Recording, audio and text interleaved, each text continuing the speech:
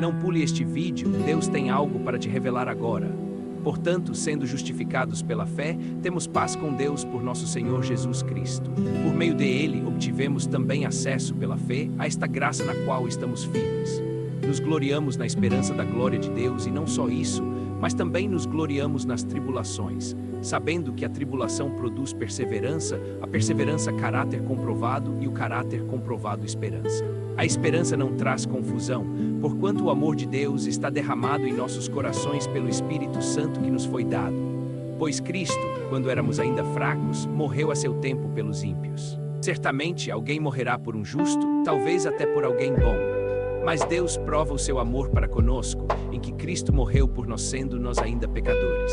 Logo, muito mais agora, justificando-se nós pela sua vida, seremos por ele salvos da ira.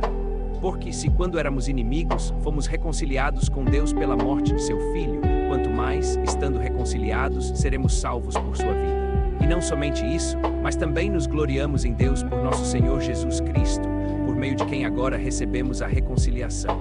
Portanto, assim como por um só homem entrou o pecado no mundo, e pelo pecado a morte, assim a morte passou a todos os homens porque todos pecaram. Pois antes da lei, o pecado estava no mundo, mas o pecado não é imputado quando não há lei.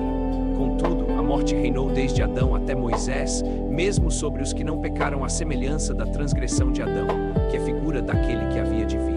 Mas a dádiva não é como a ofensa. Porque se pela ofensa de um só homem muitos morreram, muito mais a graça de Deus e o dom pela graça de um só homem, Jesus Cristo, foram abundantes para muitos. E não assim como por um só homem pecou o pecado, assim também por um só homem é a justiça que dá vida. Porque assim como pela desobediência de um só homem, os muitos foram constituídos pecadores, assim também pela obediência de um só, os muitos serão constituídos justos. Eclesiastes 7:20 está certo. Não há justo nenhum sobre a terra que faça o bem sem nunca pecar. Mas a lei veio para que a ofensa abundasse. Mas onde o pecado abundou, superabundou a graça para que, assim como o pecado reinou na morte, assim também a graça reine pela justiça para a vida eterna, por Jesus Cristo nosso Senhor. Em resumo, todo o conteúdo da Bíblia nos revela que, apesar da humanidade estar marcada pelo pecado desde Adão, Deus nos oferece uma esperança firme e segura.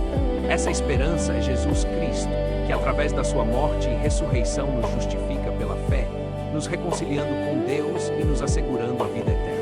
A Bíblia nos mostra que, mesmo nas dificuldades e tribulações, podemos ter perseverança e um caráter forte, pois o amor de Deus foi derramado em nossos corações pelo Espírito Santo. Ele é o que nos sustenta e nos traz paz.